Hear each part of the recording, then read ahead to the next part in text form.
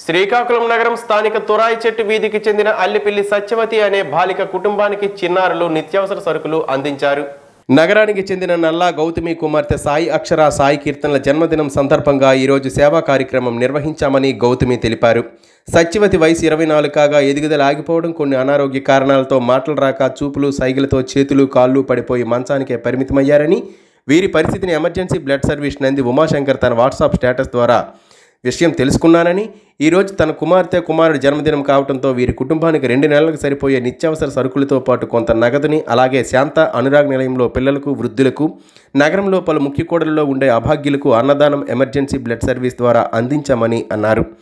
మనసున్న దాతలు ముందుకు వచ్చి సత్యవతి కుటుంబానికి అండగా నిలవాలని ఈ సందర్భంగా కోరారు. నల్ల గౌతమి స్థానిక ఎస్బీఐ ప్రధాన కార్యాలయంలో అసోసియేట్గా విధులు నిర్వర్తిస్తున్నారు. నమస్తే అండి. తురాయి చెట్టు వీధికి చెందిన చిన్నారి సత్యవతి చాలా సంవత్సరాలుగా మంచానికే పరిమితమై ఉన్నది.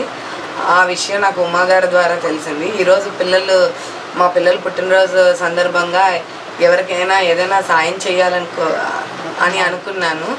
దానికి ఉమాగారికి చెప్తే ఉమాగారు ఈ పాప గురించి చెప్పారు.